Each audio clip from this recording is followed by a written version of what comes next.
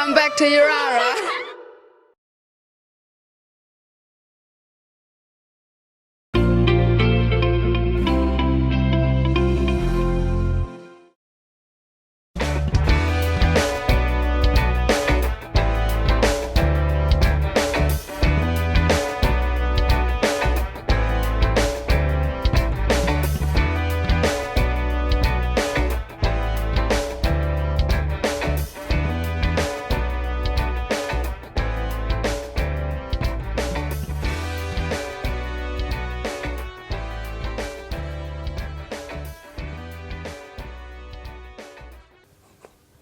And the word of the day is Mia, meaning mother.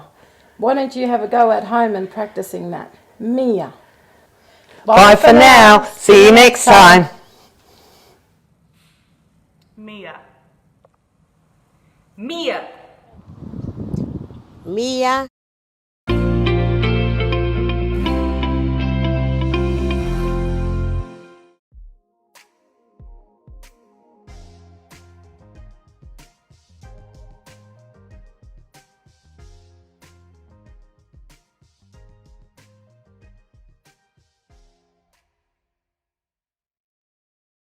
Welcome to episode 3 of Marcus and his Mates.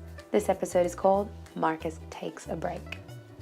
Well, we last saw Marcus in Robinson River, working at the Alpha store with his Uncle Dan. Marcus learned some very valuable lessons about how to read a calendar. Now today, Marcus and his uncle were heading to the Hermannsburg General Store.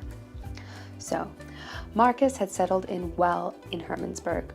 His uncle had shown him some special jobs that he could do to help him out, and he was enjoying working with his uncle. Now, time was passing as Marcus was working, and it was 9 o'clock. Just about that time, Marcus's Uncle Dan pulled him aside and explained to Marcus that he is entitled to take a break at 10:30.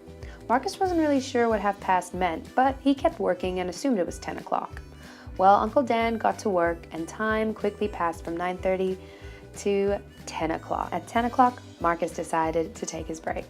Uncle Dan didn't know about this, and he was working in his office and kept thinking that Marcus was still in the store. Meanwhile, Marcus quickly made a getaway to take a much-needed break, or so he thought. At 10:15, Uncle Dan still thought that Marcus was in the shop. Well, Marcus was not in the shop. Instead, he popped into the local servo and grabbed a nice bucket of hot chips, which happened to be his favorite.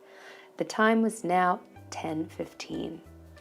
Well, Uncle Dan thought that it was quite quiet on the floor and decided to go check up on Marcus and see how he was going. Now, Uncle Dan did not know that Marcus had left, so when he entered the shop, he came to quite a shocking fright. Marcus was nowhere to be seen. Uncle Dan was quite frustrated. When Marcus did finally get back at 10:30, he soon found that his uncle was not in the best of moods, but he didn't know why. "Marcus, I told you to take a break at 10:30. Marcus looked up at him and shrugged. "I did. I took it at 10. At that moment, Uncle Dan soon realized that Marcus had made a mistake. "Marcus, 10:30 does not mean 10 o'clock. "What?" Marcus exclaimed. Uncle Dan took Marcus into his office and began explaining that 10:30 means that 30 minutes have gone past in the hour of 10. On an analog clock, the minute hand would be pointed at a 6, and on a digital clock, there will be an hour and a 30 minutes at the end. Welcome to Teachers Act Wrong Way. It's 9 o'clock in the morning, and the boss shows up and gives you a thumbs up. He says, at 2:15, you can take a break. You nod your head, and you get back to work as he leaves. Well, 2 o'clock comes, and you can't really remember what 2:15 means, but you know it must be close to 2. So you decide to just take your break and assume that it's at the right time. Unfortunately, the boss comes back shortly after and notices that there's nobody on the floor. He realizes you still have 15 minutes left, and he walks away frustrated. We looked at using the phrases half past when talking about time. Do you remember how many minutes? That's right, 30 minutes. When we use the phrase half past, we mean that only half of that hour has gone by, and half of an hour is equal to 30 minutes. On an analog clock, you'll see the minute hand will be pointed at the 6. Let's spell it. H-A-L-F-P-A-S-T.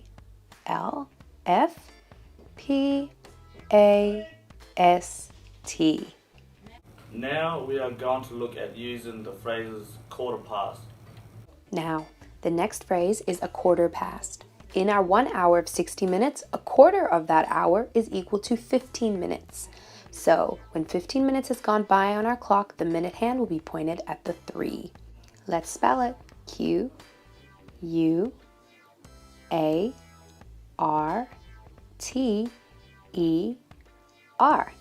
P-A-S-T.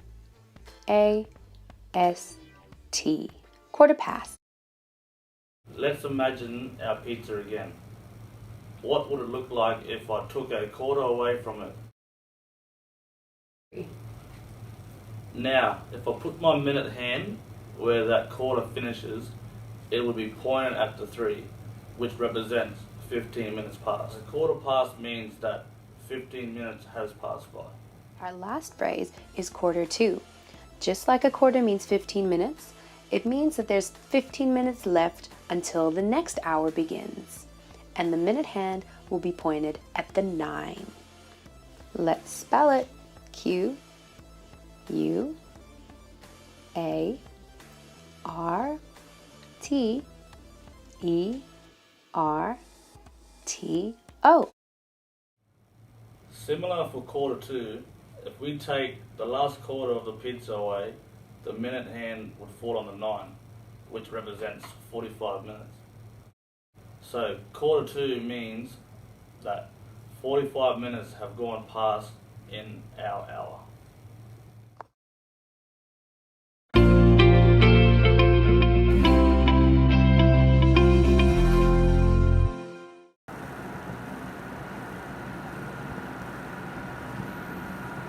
Drums.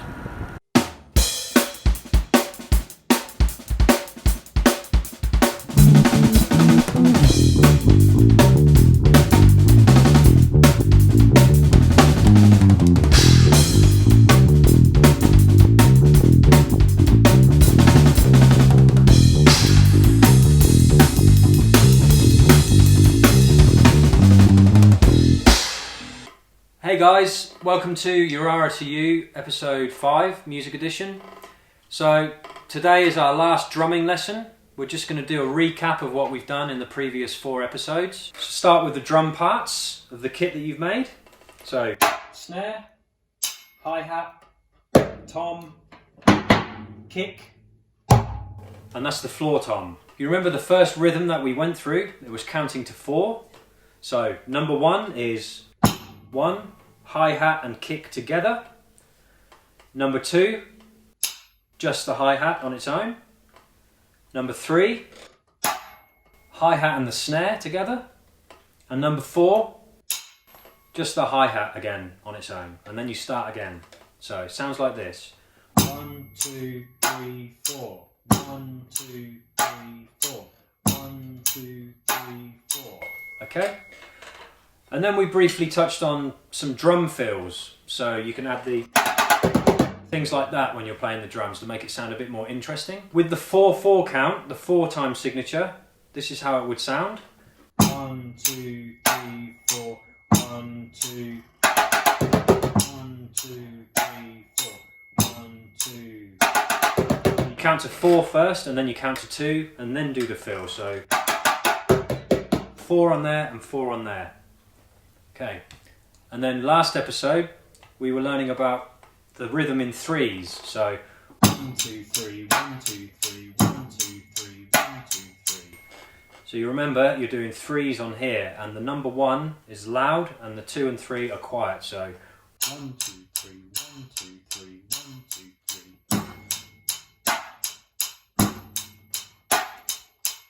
3. Like that. And then we changed it up a bit with the kick drum. So we added a few extra beats in the kick drum, which sounded like this.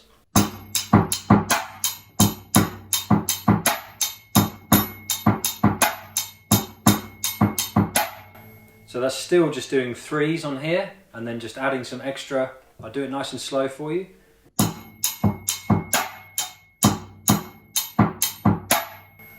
So the trick is you've got to teach your brain to basically break up into 4 parts, so you can do different things with your arms and your legs. You've got 2 arms and 2 legs. 2 plus 2 is 4. So that's it for today, and next time we'll be doing something completely different. Keep practicing, and see you next time. Thank you.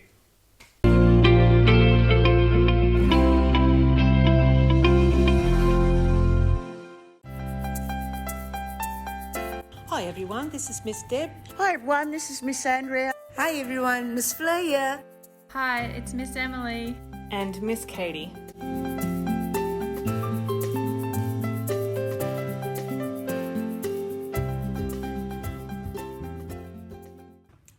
Good afternoon, all you wonderful people out there. We're coming to the end of procedural writing. And for today, we are going to look at the last worksheet that you need to complete. Now, the other day, Elsa went out, got some veggie grubs, she cooked it, and she cleaned up.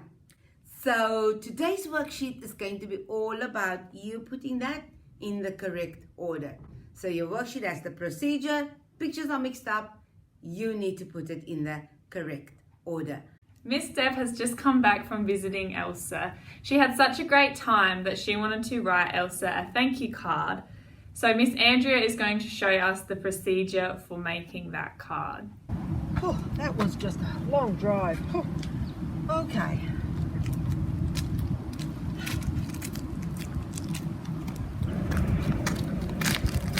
Oh, good morning, Miss Deb. Welcome back. Oh, thanks Andrea. Yeah, good to be back. It was a great trip. Oh, that's wonderful. Now, I'm just thinking, I reckon it'd be really good if I could make a card or something like that to say thank you. Yeah, that's a really good idea. Would you like me to make you a special one? Oh, great. You're really good at that sort of thing. Thanks, Okay, Andrea. my Great. pleasure. I'll get it to you Great. later on today. I'll get started now. Hello, everybody. I've come upstairs to my room to make the thank you card for Miss Deb that she's going to send to Elsa. So first, we have to get everything ready, which includes an envelope, some coloured paper, my images and my text. Of course, I'll need glue and scissors. The first thing I have to check is that this paper will fit into the envelope. Let's have a look. That's a good size.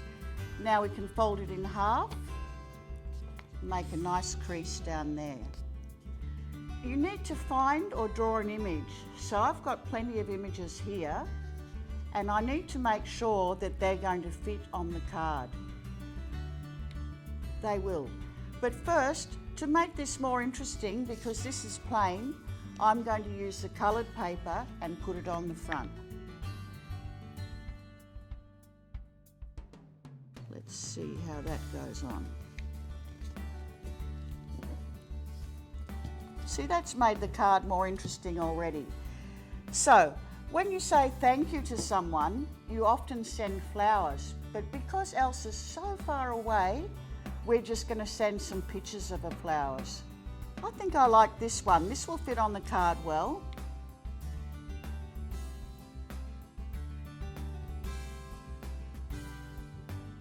I'm putting that at the top because this is a thank you card, and I'm also going to put the words thank you on. If you didn't have a picture like this, you could do a drawing on the front. That'd be lovely as well. So let's have a look at our words and which ones we think will look good on our card. I like this old-fashioned one. Let's use that.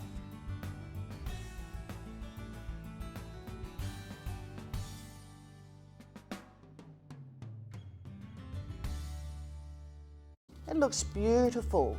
Now I hope you've been paying attention, because I would like you to make a thank you card with whatever you can find. And your thank you card might be to your auntie, your mother, your cousin, your teacher, family, anyone. Now I'm going to take this card to Miss Deb, because the other steps she has to follow would be to write inside the card, and when she's done that, to put it in an envelope. So let's go and find Miss Deb. Oh, good afternoon, Miss Deb. Oh, hi there, Miss Andrea. How are things? Terrific, thanks. Remember I mentioned I was going to make the card? Great. Well, I've finished. Here you go. You can write in it and mail it to Elsa. Oh, beautiful. Thanks so much. All Yes, right. I'll do that right now. Dear Elsa, I really enjoyed my visit to your community.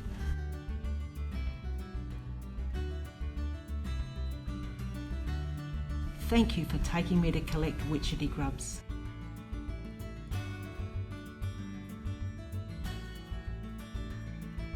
Regards, Miss Deb.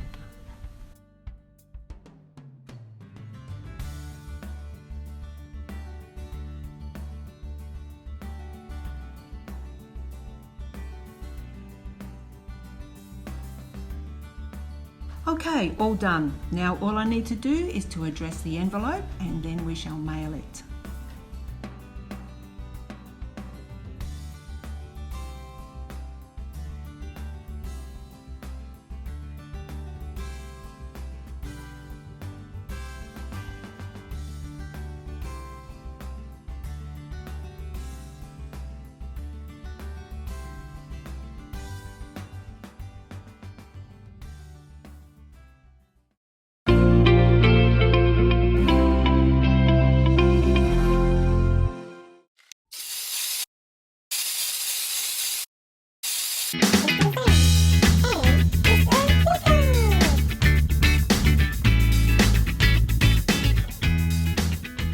Welcome back to a brand new episode of Health and Wellbeing for Week 3 with Mr. Zane and Mr. Liko.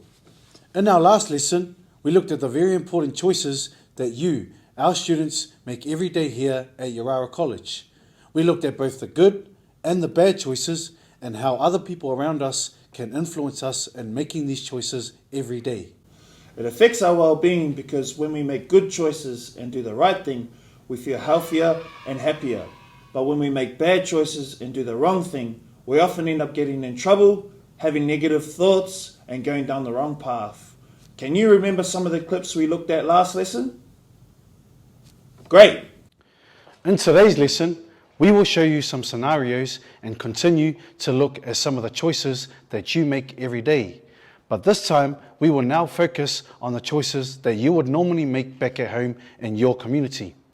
Once again, I encourage you to look and think about the different people that are trying to influence the choices that Buddy has to make in these short scenarios.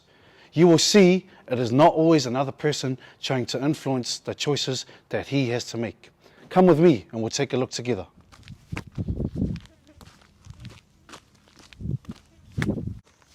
So, Bruss, what are you thinking about this weekend's game? Bro, can't wait, man. I'm pumped. I can't wait for this final, man. Been waiting for ages. Yeah, reckon you'll kick some goals? Yeah, man. What about you? Make some big hits? We'll see, hopefully. Yeah? We'll see how we go. What are you up to? Oh, we're just on our way to footy training. Got a big game this weekend. Man, these are some nice ass wheels, man. Where'd you get this car from? Don't worry about where I got the car from, buddy. Just jump in. We'll go for a cruise. Come on.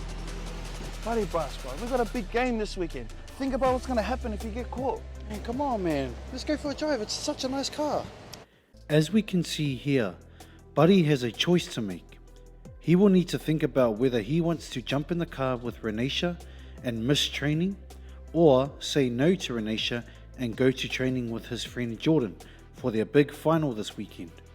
Continue watching to see what Buddy decides to do. Nah, I'm out, man. I'm going to go with Renisha for a cruise. Have fun at footy. Ha ha! In this case, Buddy made the choice to jump in the car with his friend Renisha, leaving his friend Jordan behind to go to footy training all by himself. What do you think this means for Buddy? Was this a good choice or a bad choice? While you are thinking about this, take a look at another choice Buddy could have made. Nah, I'm alright, Renisha. You go. I'm going to go with my brother here to footy training. Got a big game this weekend. Oh well, you're lost then. Later, buddy. As you saw there, Buddy said no to Renisha and made the choice to go to footy training with his friend Jordan to train for their big game this weekend. What do you think? Was this the right choice or wrong choice? What would you do if you were Buddy? In this next scene, Buddy is faced with another choice he has to make. He is currently having an afternoon nap and his alarm goes off for him to go to footy training. Let's have a look at the choices that Buddy has to make.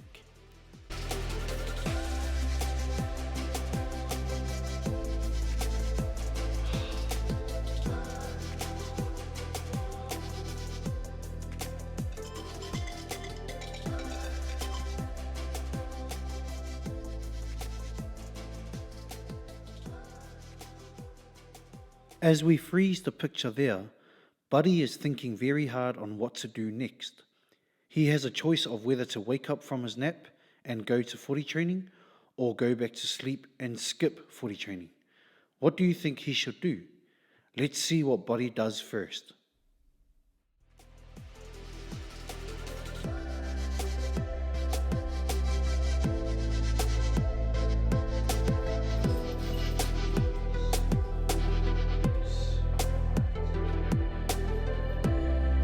Buddy made the choice to wake up and go to footy training. What does this mean for Buddy?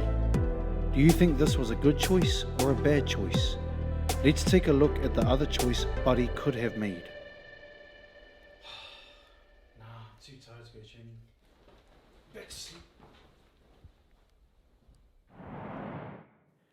In that part, Buddy has decided to miss footy training and go back to enjoying his afternoon sleep. Was this the right choice or wrong choice? What would you have done if you were Buddy? In our next lesson, we'll begin to focus on how the choices that we make, both good and bad, can affect our personal well-being. As you can see, the Yirara College Wellbeing model can help you understand this better. We will introduce to you the very first part of our well-being, which is social well-being. How do you think the choices that you make affects your social well-being when you are with your family and friends? Have a think about that, and we'll see you next time.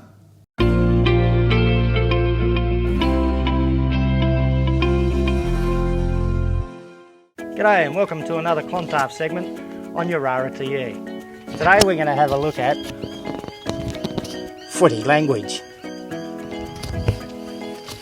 Sometimes the words and phrases used by a footy coach can be a little bit confusing. There are a lot of words in the English language that have more than one meaning. Let's take a look at how easily a player could be confused by his coach's instructions. Alright Bomber, this is what we need you to do when you get out there. I want you to back up your teammates. I want you to man up on your opponent. And if you do take a mark, I want you to milk the clock. You got that? Yeah. Back up. Man up. Milk the clock. Go get him!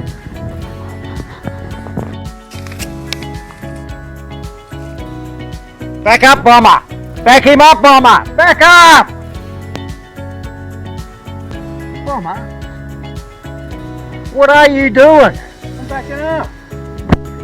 That's not what I meant. Footy, the term back up, describes how a player positions himself behind the teammate going for the ball. Then if the teammate gets a bad bounce, the player acts as a backup. Well done, Bomber! Man up, Bomber! Man up! Bomber! Man up! Man... What are you doing, Bomber? I'm manning up. That's not what I meant.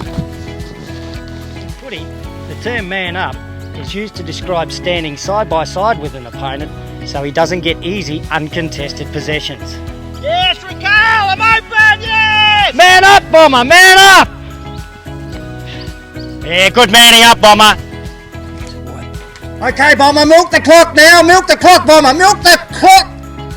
Bomber, what are you doing? I'm milking the clock, the watch. That's not what I meant. Footy, the term milk the clock is used to describe how a player will waste as much time as the umpire will allow him before getting rid of the ball. Teams often do this late in the game if holding on to a small lead. Good mark, Bomber! Milk the clock! Milk the clock! Alright, move it on now, move it on now! Yeah, well done, Bomber, good milking the clock! Footy language, just like the English language, can be confusing. If you haven't understood what your coach has said, put your hand up and ask, and they'll explain it to you better. And it's a good approach to take into the classroom as well. If you haven't understood what the teacher has said, put your hand up and ask, and they will explain it to you better. So thanks for joining us on another Clontarf segment on Yirara2u. Okay, Bomber, cut. Cut, Bomber. Cut. Bomber, cut. No, that's not what I meant.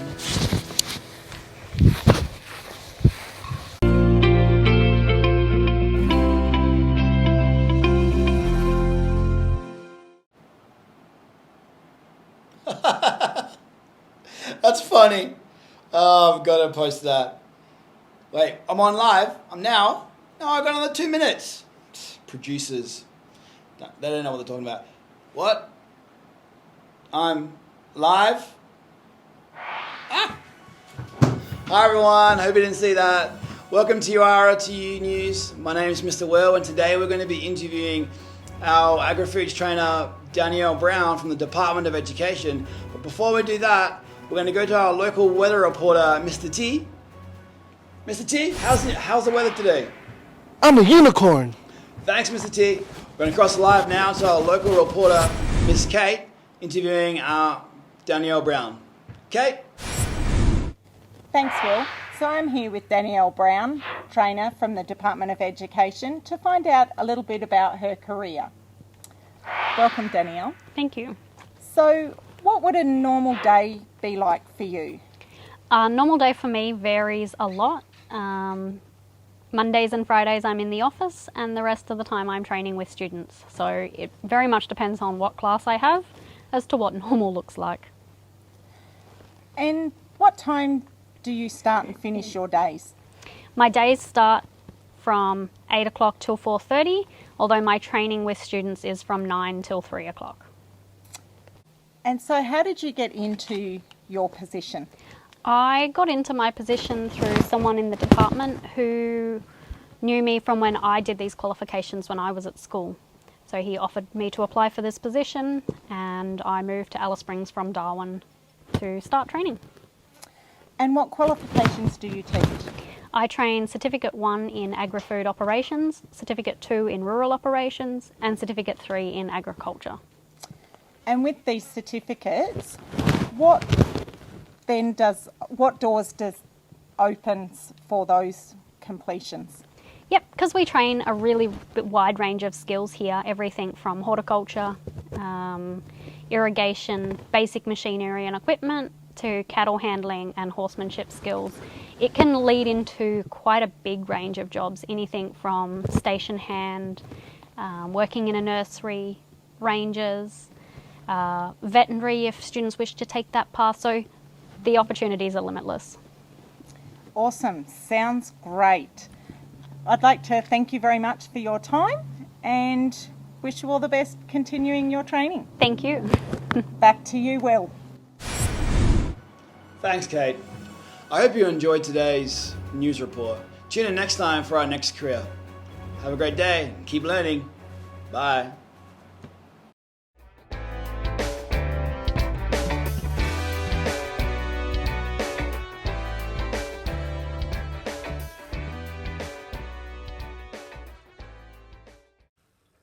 You might have noticed that in the English language, we say the words in this order. What's your name? However, in Aranda, we say it in this order. What's name yours? Which is said, Iwena aritna ingwen. The next words we looked at were Achena, meaning my. Aritna, meaning name. have a go at filling in the words in the blanks down the bottom. Aritna, chena. And write your own name in this space here.